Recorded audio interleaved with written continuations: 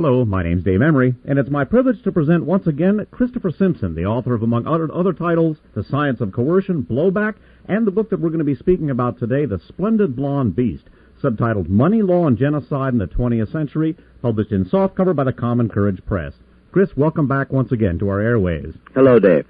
Your book is subtitled Money, Law, and Genocide in the 20th Century, and you begin your discussion of the relationship between those things with a discussion of the Turkish genocide against the Armenians. Before getting into how that actually obtains with regard to the issue of war crimes per se, could you give us some historical background about that incident? Well, briefly, what happened is that the Ottoman Empire, which ruled Turkey and also much of what is today Iraq, Iran, Saudi Arabia, and so forth, fabulously wealthy empire, was falling apart during the end of the last century, and the major European powers wanted a piece of it. The Turkish government, or Turkey, which was the seat of that empire, the Sultan was weak and eventually overthrown by a military junta.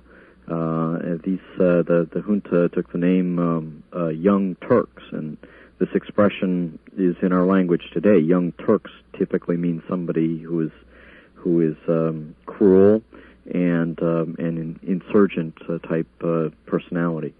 In any case, one of the aspects of this particular rebellion was to try to hold the empire together, in part by exterminating Armenians, who are a nationality group in eastern Turkey.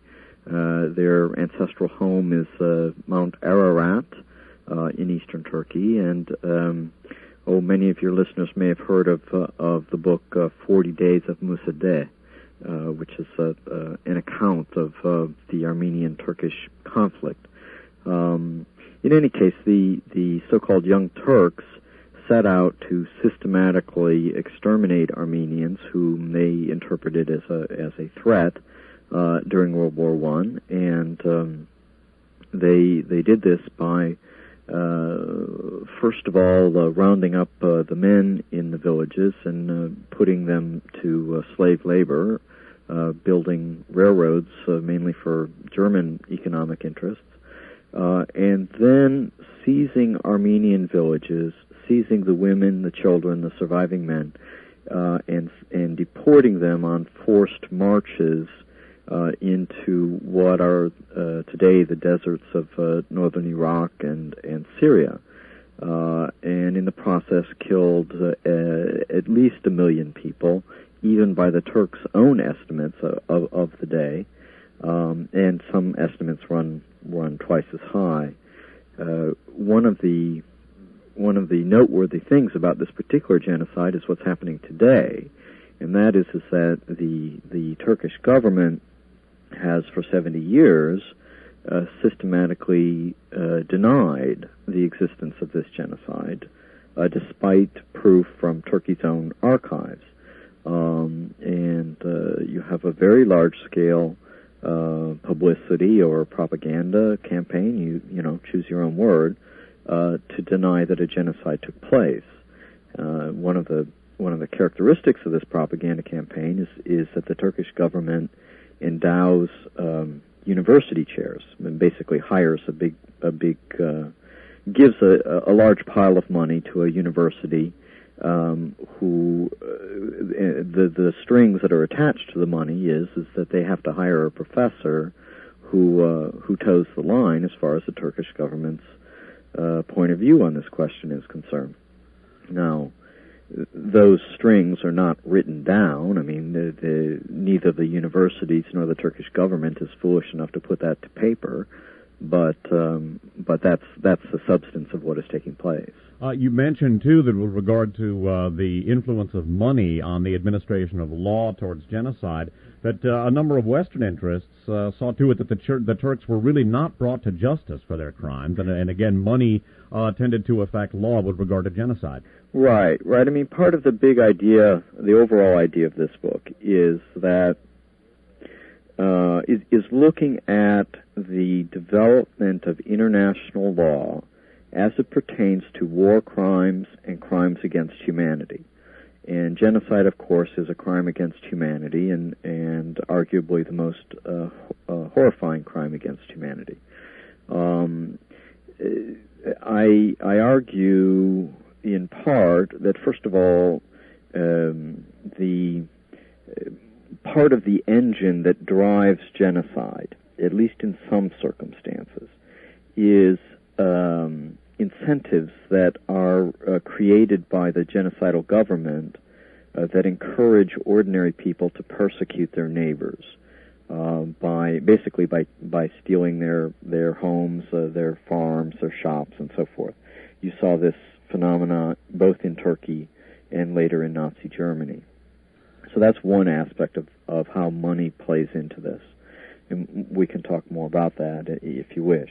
A second aspect of how money plays into this is that as the international community attempts to articulate international law, right, come to agreement as to what international standards of conduct are, whether or not genocide is a crime, for example.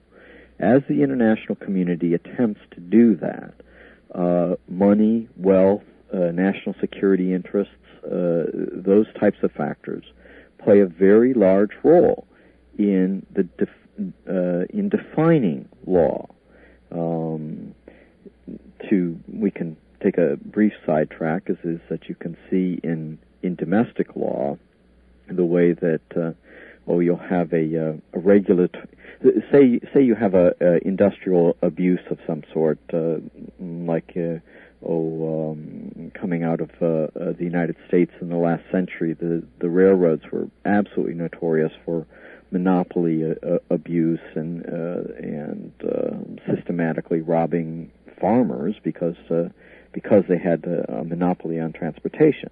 All right, well, so there was a big controversy, and the government eventually set up the Interstate Commerce Commission. And this was a reform, and the idea was that this new body, Interstate Commerce Commission, was going to regulate the railroads in such a way that the public interest would be protected. So that's fine. However, certainly within 20 years, the Interstate Commerce Commission and the railroads had grown so interwoven with each other as to be practically indistinguishable. What I do in my book is to, in the Splendid Blond Beast, or part of what is discussed there, is how this same convergence of interests between the crime and the law can take place on an international scale, and can also take place in extremely serious crimes that would in any usual sense of morality or ethics be horrifying. If you will permit me an example, I realize I've been going on in this particular vein for a moment, but you can see it in international law concerning bombing of cities. Now, as late as 1939, the President of the United States said that aerial bombing of an undefended city was a war crime, and that a country that did such a thing, the commanders and so forth, should be put on trial for war crimes. This later, of course, helped to dampen the appetites of some U.S. officials to put Nazi war criminals on trial in World War II for fear of reprisal against some of our own airmen. Well, that's true. That's true. I think more fundamentally what you see coming out of World War II is that the Nazi style of genocide, with the gas chambers and the horrifying roundups and the terrible mass murder at the edge of the ditch, that kind of genocide was clearly condemned, and the world at large acknowledges that that's a crime. The different type of mass murder, namely dropping bombs on cities or dropping missiles on cities, which is much the same thing, was not only not criminalized, it actually became the foundation of the national security strategy of both the United States and eventually the Soviet Union as well. So one type of mass murder becomes criminal, and a different type of mass murder becomes institutionalized. And so part of the book looks at how that phenomena comes to pass. Something that I'd like to talk about in terms of the development of how money specifically influenced the development of international law concerns something that you talk about on page 46, and I'd like to read a couple of sentences and then have you explain and develop this further here. On page 46 you write, during the 1970s crisis, talking about the crisis with regard to oil in the 1970s. Actually, let me start a couple of sentences up. The United States had emerged from World War I with its currency and industry stronger than ever before, at least as long as Britain and other debtors continued to pay their bills. The 1920s boom, driven by imperialism, cheap oil, and the emerging automobile economy in the U.S., created enormous pools of investment funds in the banks of New York and Boston. This led to an international financial situation that was similar in some respects to the Middle East oil crisis of the 1970s. During the 1970s crisis, the central problem from the standpoint of international finance was to recycle the massive pools of funds that had shifted to the Middle East back to the international banking network in order to stave off a string of bankruptcies that would otherwise have resulted from illiquidity in the system. During the 1970s, most of this recycling was carried out through the Eurodollar market. During the second half of the 1920s, the most important international market for recycling the new private U.S. wealth was Germany. I realize this is a tall order, Chris, but if you could explain briefly the Eurodollar situation and then how that related to the U.S. and German situation in the 1920s. Right. In soundbite form of 30 seconds or less. Sure. I mean, this is the part of the difficulty with any kind of discussion like this, and really part of the difficulty with media is how does one explain the complexity, the real world complexity of history, when almost all of the conversation has to be reduced to sentences that are 6 or 7 words long. Oh, understood. It's just that this particular connection is so central to the development of your thesis. Right. I'm not trying to dump on you, Dave. What I'm trying to get at is that as a society we've got a problem in which our very misunderstanding, the very myths by which we live, are to a certain extent structurally built in to the way that we communicate with each other. Mm-hmm. So anyway, on the banking question, well, I think we can do even more contemporary than the 1970s Eurodollar crisis, and that is what's going on today with international finance. And the situation is somewhat different today for a whole string of reasons, but the element of similarity is this, that banks lend money to each other, they lend money to businesses, and this is how finance works. Fine. As long as the money keeps flowing, as long as it keeps moving around, well, then everybody who wears a suit to work goes home at night and sleeps in peace. What I'm trying to say is that the system has the appearance of efficiency. It has the appearance of operating well. But what happens when either because of a crisis in the ability of companies to pay back their loans, or a glut, a kind of a clog, or if not to be too crude about it, it's sort of a form of economic constipation sets in which the money doesn't flow through the system in the same way. And what happens then is that you get a string of bankruptcies. one sort of falls against the next, against the next, against the next. And that is what we've been seeing over the last at least 2 years now, starting with a very little noticed and practically unreported series of bankruptcies in Thailand, and then that's spreading through Asia, and then into Russia, and into South America, and increasingly into Europe. In Canada, for example, has been suffering from this for some time, and so forth and so on. So the point being is that illiquidity, that's the term, a clogging up of the circulation of capital, money, brings the system to a halt. Now, in the 1970s crisis, what happened was that OPEC for a few years was extremely effective, and the jump in the price of oil meant that huge pools of money ended up in the hands of particularly Saudi Arabia, Iran, and several other countries. And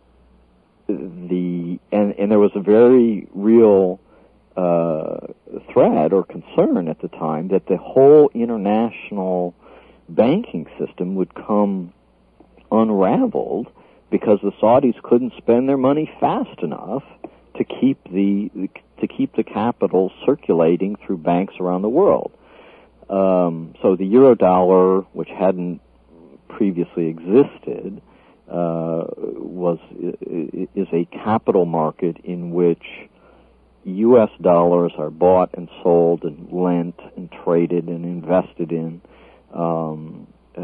using European currencies and serving primarily European or international customers. And so this was the way that the logjam was broken. Now, the bankers in your audience will point out that that's a pretty large oversimplification of what took place, and it is. But the basic point is found is that when the financial system becomes clogged that way, it comes apart, it unravels, it shuts itself down, and so that unless there is a means to break that logjam, then there's an economic crisis that can spread worldwide. Now, in the 1920s, you had somewhat the same situation. The Americans had participated in World War I at the very end, and despite all the patriotic songs and all of that, and the number of casualties among the American forces were really quite low. There was no damage to the American industrial base, and both the American banks and companies came out of the war very much ahead of where they had been previously. Before the war, America, while it was powerful, and particularly powerful in Central America, was second, third, or fourth place, well behind the United Kingdom as far as world empires was concerned, well behind the French.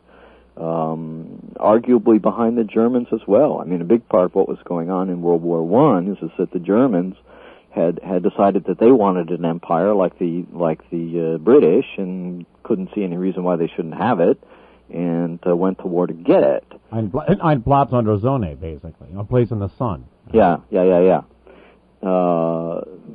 But as things happened, and as things happened with imperial wars, number one, the main price was not paid by the people who who set the war off.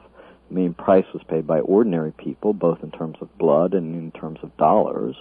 And number two, the empires were enormously weakened. The Russian Empire, the Tsarist system was overthrown. There was a communist revolution. The Austro-Hungarian Empire, which had been previously weakened, came to an end. And there was very nearly a communist revolution in Hungary and in Germany. Germany was deeply transformed by World War I for obvious reasons. Even England, the ostensible victor in the war, only came to victory by doing what? By borrowing money from the Americans. And the same way with the French, borrowing money from the Americans. Now, meanwhile, Germany was the enemy, so they weren't borrowing money from the Americans, but when they lost the war, the British and the French and other powers went to Germany and said, and said with some justice, by the way, you have committed war crimes against our people. You've destroyed our ships and planes and not planes, but ships and homes and hospitals and so forth. And therefore, you must pay war damages. And they haggled over the price tag for this. But when the haggling was over, it came down to something on the order of $25 billion. Now, where were the Germans going to get this sort of money? The first thing that they tried to do was through a system that amounted, in essence, to simply printing new Reichsmarks, printing new currency, and then using that to pay the reparations. And the result of that was the well-known German inflation crisis of the 1920s, where people were, pushing around the German banknotes in wheelbarrows in order to do their grocery shopping. Meanwhile, the ostensible victors of the war, they had obligations to pay their bills too. And so what they would do is they would try to get reparations from Germany and then take those reparations and then pay the bills to the American banks, and in that way keep this cycle of capital moving, keep it revolving, in the same sense that we see we were speaking of just a few moments ago about the 1970s problem or the 1990s problem. Well, when it came around to repaying the Americans, what was happening were big clogs of money in the banks in New York and in Boston, in somewhat the same way we saw in the big clogs of money in the Middle East after the jump in oil prices. So what were they going to do with this money? How were they going to invest it in? This is a capitalist system. They have to turn the money around. They have to make money with money in order for the system to continue turning over, so to speak. The engine continued to turn over, to use a metaphor. And what they did with it primarily was a system by which they took the money from the American banks and lent it back to the Germans, who then used it to do what amounted to, they did some city reconstruction with it, of cities that had been damaged by the war. But even more, what they did was what would today be called leveraged buyouts, where a German entrepreneur, Friedrich Flick, to name only one example, would get cheap money from the Americans and buy his competitors in the steel and coal and iron business and build himself up into sort of the Bill Gates or the Lee Iacocca of that particular era. And then he, would be forced to come up with some means of paying back those loans, and much of that he took out of the hides of the people who worked for the coal and steel industries that he had bought. So to sort of sum up all this, when you've got perhaps it applies to any sort of international economic system, but it certainly applies to an international economic system that is built on capitalism, in the sense of capital moving to be invested and to make profit on capital. When it gets clogged up, it breaks down. The system breaks down. And when the system breaks down, it causes a big crisis. When the first thing that these sort of masters of industry, the bankers and so forth, try to do is to figure out a way to profitably reinvest it to keep the system from breaking down. I happen to live and work in Washington, D.C., and not long ago there were big meetings of the World Bank and the International Monetary Fund trying to figure out what the heck to do with the world economic crisis as it exists today. You've never seen so many limousines in your life.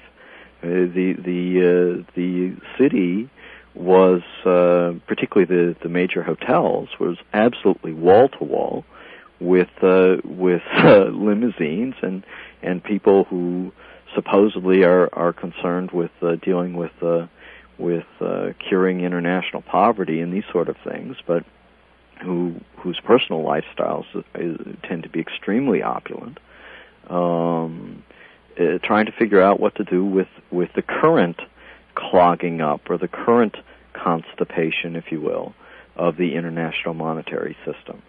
And not surprisingly, they had, at least so far, they do not appear to have succeeded at their task. We're going to be talking about how the recapitalization of Germany in the 1920s by some of the top institutions and some of the top individuals associated with the Wall Street elite obtained on the issue of genocide, and specifically how later some of these same figures came to see the prosecution of Nazi war crimes as a poor idea under the circumstances of realpolitik that obtained at the time. We're going to deal with that, however, in our next half hour. We've been speaking with Christopher Simpson, the author of, among other titles, The Science of Coercion, Blowback, The Splendid Blond Beast, which we've been talking about. And Chris, you have a new title that's just out in which you've edited works about the universities and empire. Yeah. It deals with where ideas come from. It deals with how intellectuals work in modern societies. And it's titled very quickly because we're almost out of time. Universities and Empire by the New Press from New York, hardcover. And we will be dealing with that in a future broadcast. But in our next half hour, we're going to get to the subject of how some of these events obtained on events that not only related to World War II, but had a profound influence on the course of the Cold War. For Christopher Simpson, this is Dave Emery saying thanks for listening. Hello, my name's Dave Emery, and it's my privilege once again to present Christopher Simpson, the author of, among other titles, Blowback, The Science of Coercion, and the book that we're speaking about today, The Splendid Blond Beast, subtitled Money, Law, and Genocide in the 20th Century, published in softcover by the Common Courage Press and copyright 1995. Chris, welcome back once again to our airwaves. Hello, Dave. In our last half hour, we were talking about the recapitalization of Germany in the 1920s by American financial institutions to a considerable extent in order to keep the international capital flows going. I'd like to talk about some of the institutions and individuals that were central to not only that recapitalization but a lot of subsequent events that you talk about. Let's start with Sullivan and Cromwell and the brothers Dulles, Allen and John Foster. The brothers Dulles. Well, the conclusion that we left off with was that if the international financial flow of capital becomes clogged up, then the whole system breaks down. Well, then the next question is who's in charge of the plumbing? You know, who keeps it? Who keeps the plumbing open? And the fact is that particularly during the 1920s, you had a really quite small number of people who specialized in this particular task. We're talking about fewer than 200 people worldwide who were international lawyers, senior executives of national banks of a handful of powerful countries, and so on. Sullivan and Cromwell was a law firm in New York, is a law firm in New York. It remains very powerful today.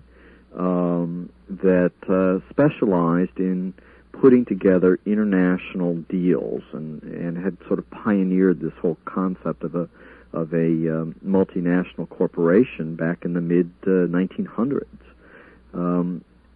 After World War I, what happened was that John Foster Dulles was a lawyer, but he was also a banker, and his uncle was Secretary of State, and his other relatives were very well placed, and so on. And as things came to pass, Dulles was on the American negotiating team that put together the settlement, the financial settlement, at the end of World War I. I'm talking about John Foster Dulles now. These were the elder brother. And these ultimately yielded the Dawes and Young plan.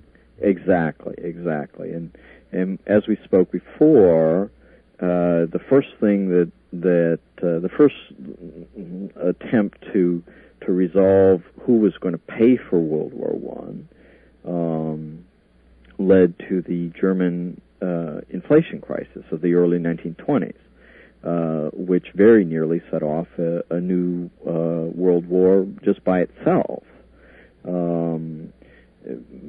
What John Foster Dulles put together with a number of other bankers was a system by which the Germans would borrow money to repay the loans to England and so forth, which would then take that money and repay the loans to the Americans, who in turn would lend it to the Germans, and who in turn would pay back the British, who would pay back the Americans, who would lend it to the Germans.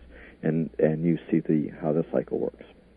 And as long as the cycle continues, John Foster Dulles was seen as the visionary captain of world finance.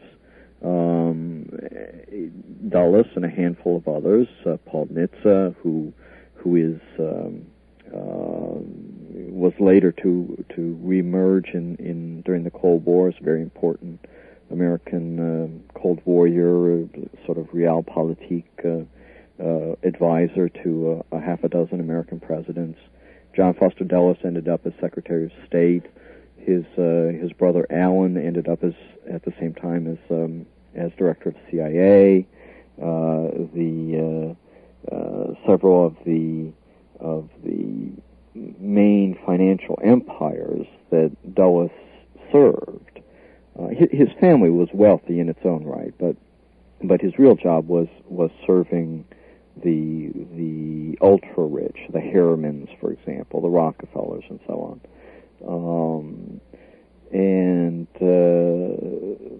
These really quite small circles worked together to recapitalize Germany, to profit off of the Roaring '20s boom of that time. Now, and they set up a variety of different plans that ended up taking advantage of small investors when the bottom fell out of the market in 1929. But that's kind of another story.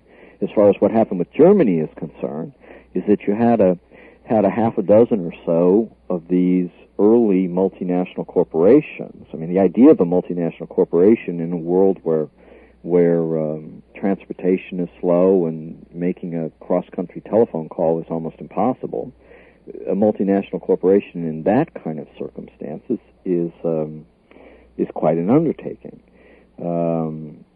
In the 1920s and 1930s, what it led to was a half a dozen or so multinational corporations that bound together the financial elite of Wall Street on the one hand with the financial elite of Germany on the other. And this was this is a very well documented process. There's nothing conspiratorial about it in the sense of some kind of vast Illuminati banker or Jewish quote unquote conspiracy type story. No, there was nothing occult about this. This was one of the major capital phenomena right, of the early 20th it's how the century. system works. It's how the system works. And far from being a Jewish banking conspiracy, as we're about to see, this ultimately led to the concretization of the exact opposite forces. Exactly. This ended up as a contributing factor to the Holocaust, and here's why: is that one of the most important questions at the end of World War I was, what is a crime against humanity? What is a war crime? And the reason that was important, of course, is the moral question and is also the fact that at the end of World War I, that ordinary people were more and more involved in the life and the democratic character of their countries than ever before in history, and because it was very expensive, because all of the players agreed that if a country had committed a war crime, then it was responsible for paying some form of reparation for that crime. So the definition of what a war crime was, or the definition of what a crime against humanity was, became an economic question, in addition to being a legal question and a moral question. People like John Foster Dulles and his brother Alan, for example. Well, his brother Alan, yes, and perhaps as many as 24 other people, had a very strong interest in limiting the definition of war crime to the maximum degree possible, and obliterating, canceling, refusing to acknowledge that there was such a thing as a crime against humanity. Why? It's because of the financial interests of the institutions that they represented for reasons that we've been discussing for a while. And in the particular case of the crime against humanity, there was concern, and they wrote it down quite explicitly in diaries and so forth, that if, for example, the Turkish attempt to exterminate the Armenians was recognized as a crime, as it certainly should have been, and in fact as the Americans had promised that it would be during the war, that if this was recognized at the end of the war, once the war propaganda was over, then it was quite likely that the Americans themselves would find themselves in the dock for a crime against humanity in connection with slavery, with the extermination of indigenous peoples, with their role in the mass murders in the Philippines at the turn of the century, and a whole list of other offenses that I imagine your listeners are familiar with. So the John Foster Dulleses of the world, and again, we're talking about a very small number of people here, had a great interest in limiting the definition of these crimes. So, when Hitler came to power, and when the extermination of the first things that he did as far as persecution of Jews were dispossessing Jews, taking away their property, taking away their ability to make a living. Petty persecution, petty quote unquote, in the sense of expelling them from schools or from professions, beating them up, that type of thing. And those are serious crimes. Yet they are of a different order than mass murder. As the Nazi state moved from this quote-unquote petty form of persecution, which was evil enough, into an exterminationist form of persecution, then this was a relatively public event. I mean, people who were reading European newspapers or reading German newspapers had a pretty good idea of what was going on. And so the question came up in the legal advisor's office of the U.S. State Department, legal advisor's office in the foreign office of the United Kingdom. Well, are we going to intervene as Nazi Germany deports certain categories of people to concentration camps, which are, by evidence already in our hands, actually death centers where people are starved to death or left to die from the elements? Now, this is before the gas chambers. And the answer that the lawyers came back with was, no, we're not going to intervene. We're not going to get involved in this. Why? It's because it's not illegal. There's no such thing as a crime against humanity. We decided that at the end of World War I. If Hitler wants to treat his people like that, well, then maybe Hitler's a distasteful person, but he's not doing anything against the law. This was the reasoning at the time. I'm not trying to defend this. I'm simply trying to articulate what the story was or what the claim was at the time. This line of argument centered on a group of State Department functionaries who could be said to be sort of a correlating element to some of the Wall Street elite that we were speaking about earlier, the brothers Dulles and so forth. Absolutely, absolutely. They were very much intertwined with each other. And once again, this is not like some sort of Illuminati conspiracy BS. I mean, this you can sit down and look at the foreign the staffs of the Foreign Service of the United States State Department, and the kind of the graduate list from Princeton, and the lawyers from Wall Street and so forth, and see enormous familial overlap, people moving through revolving door type jobs and so forth. We're talking, by the way, about the Regia faction within the State Department, and I think a better way of understanding how they function is to substitute the term networking for a conspiracy. Sure. Networking is a way to look at it. In one way, it makes a lot of sense. I mean, if there's only if there's a relative handful of people on Wall Street who are used to dealing with Germans and with the German economy, and no up from down as far as various parts of Europe are concerned, then it's not surprising that some of those same folks will end up, at least in some administrations, in posts where they're representing the U.S. government in dealing with Europe. And in fact, somewhat the same phenomena it continues to this day. Sure. At that time, it was particularly intense and particularly inbred and particularly small and tight circles, in part because, in a metaphorical sense, the world was a smaller place in those days. So that rather than having kind of a stratum of people doing these jobs, you really had a country club full of these people doing these jobs, and that was about it. But to get back to the genocide question, they had defined war crime in a certain way at the end of World War I, mainly because it was profitable for them to do it that way. And they had refused, in the face of great popular outcry at the time, to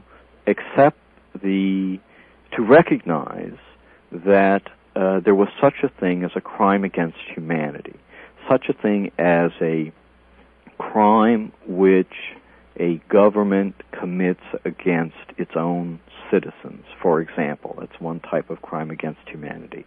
Such a thing as genocide, or a crime in which a state sets out to exterminate an entire people, even though they had seen that with their own eyes in the Turkish attempt to exterminate the Armenians, and even though they had documented that with, in their own archives, again, in the Turkish attempt to exterminate the Armenians. From a legal standpoint, that crime was said not to exist. So that when Hitler came along, his ability to, first of all, set the foundation for mass extermination of Jews and eventually of other peoples as well, and to begin the process of that extermination was shored up. It was helped out. It's not too much to say, by people, particularly in the legal advisors' offices of the State Departments and foreign ministries, that said, hands off, don't get involved. This is none of our business. There's no basis in international law to even make a protest over this. And that theory of how international law should work remained the dominant theory, certainly up till the International Tribunal at Nuremberg, and continues to be felt in a variety of ways to this day. A couple of sentences that I'd like to read about the political philosophy of the Regia group, who again were sort of a State Department element that corresponded to some of the Wall Street operators that we alluded to earlier. On page 52 of the paperback edition, you write, More to the point here, however, is the Riga Group's impact on U.S.-German relations, particularly after Hitler came to power. Perhaps the most influential proponent of the Riga axioms inside the government during the Roosevelt years was FTR's first ambassador to Moscow, William Bullitt. By the way, that's with 2 L's, an I, and 2 T's. He had arrived in the USSR full of enthusiasm for normalized U.S.-Soviet relations, but he felt soon after convinced, quote, that only Nazi Germany could stay the advance of Soviet Bolshevism into Europe, unquote, a view that was shared by others, such as people like Robert Murphy. And then later you write, again, of the same type of faction and their attitudes towards war crimes with regard to the Germans' use of slave labor.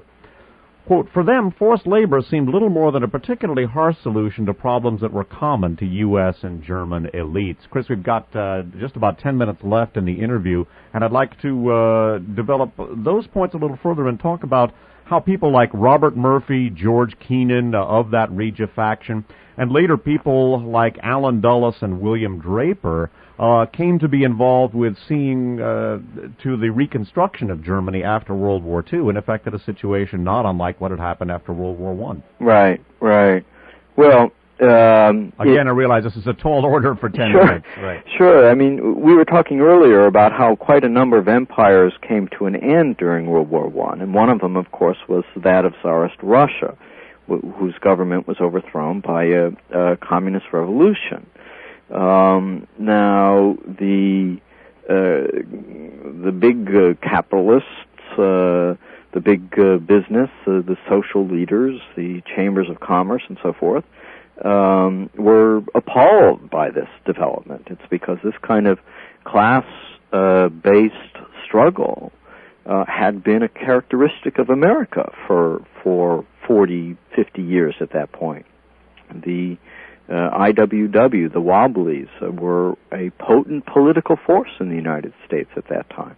The labor unions were, in many cases, virtually illegal in the United States, and along comes a movement that says labor should rule. Well, so the U.S. government was not happy with this. So you had, growing in the State Department, a particular analysis of how do you respond to Bolshevik Russia? What do you do with them? And you had some people who favored dealing with Soviet Russia more or less as a conventional power, and establishing more or less conventional diplomatic relations. And you had others whose strategy was to systematically undermine and attempt to overthrow that particular government. The latter group were called the Riga or the Riga faction. That particular term was coined by a very mainstream American historian, Daniel Yergin, who wrote quite a good study of the emergence of this group. Okay, well, so who was in this group? Well, you had people who, like George Kennan, who is with us today, who remains the big deal, the so-called wise man that were very influential in U.S.-Soviet policy after 1945. Someone you write extensively about in Blowback, too. Sure. Robert Murphy, who was Assistant Secretary of State and under 3 or 4 different presidential administrations, and at one point was acting Secretary of State and so on. A man very influential as far as U.S. International relations are concerned. And a core group of more or less similar thinking people in the State Department whose specialty was dealing with Eastern Europe. And Bullitt, as you read, was one of them. And Bullitt was sent to, when Roosevelt came to power, one of the things that he did was to attempt to reopen rational or more or less conventional diplomatic relations with the Soviets. It was a particularly hard time to do that. It's because, for one thing, the United States was in an economic crisis. For another thing, the Soviet Union was in the midst of was of a major land and class upsurge, which in the end turned rather bloody in quite a number of places. Stalin was solidifying his power, and so forth and so on. So creating normal diplomatic relations was not a particularly easy job.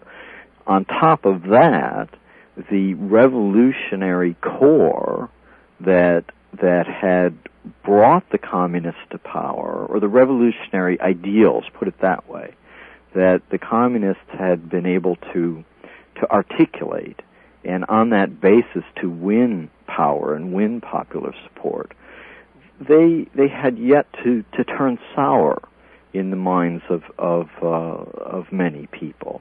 And so literally millions of people around the world looked to the Soviet Union as the model of a new society, a new world, a better way of life, and so forth and so on.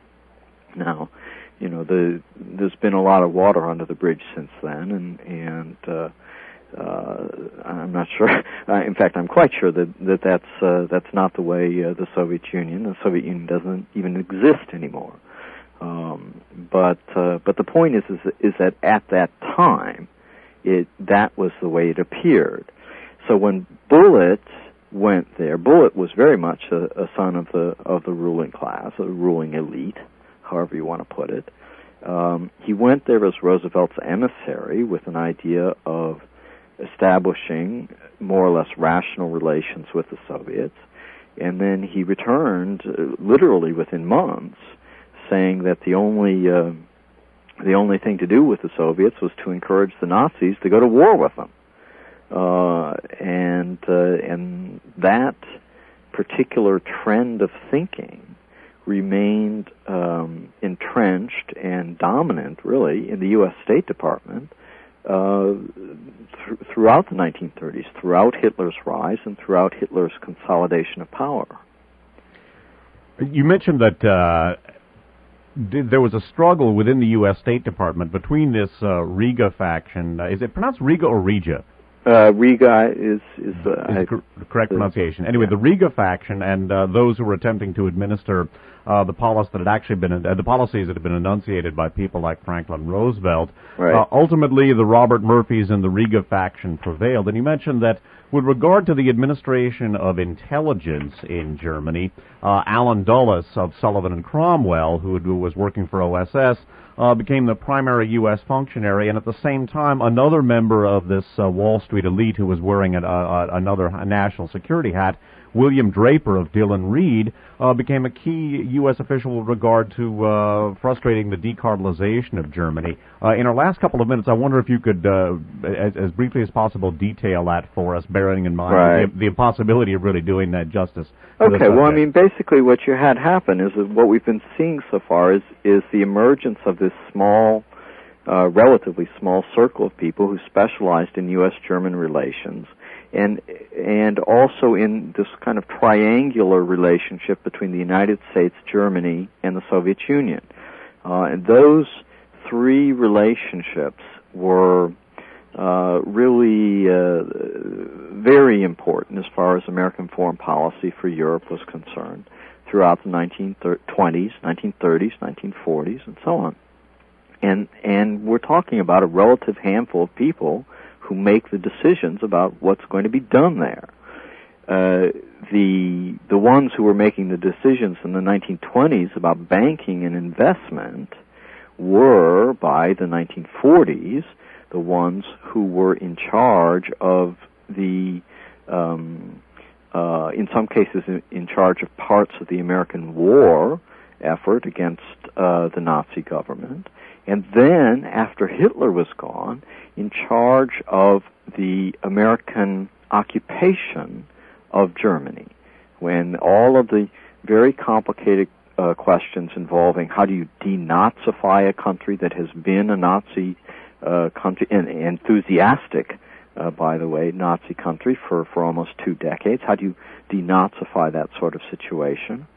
How do you reconstruct Germany? How do you put a country back on its feet so it can survive economically, and so forth and so on? These are not easy questions to answer, and the ones who had the appearance of being experts at answering these questions were precisely the ones who had been personally involved in creating the economic and political conditions that had led to Hitler's rise to power, who had participated in business deals with major German companies during Hitler's rule, and who in many cases had personal or familial economic interests in companies that were profiting from Germany's reconstruction.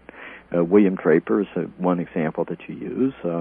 And he, by the way, we're almost out of time. He was a general at the end of the war, and he had been a key official with Dillon Reed in helping to promote U.S. investment in Germany. And then, as I said, Alan Dulles from Sullivan and Cromwell had a lot to do with administering intelligence matters, and of course Alan Dulles and people like George Kennan and others figure prominently in your book Blowback, which follows in many ways on the work that you did in Splendid, Blond Beast.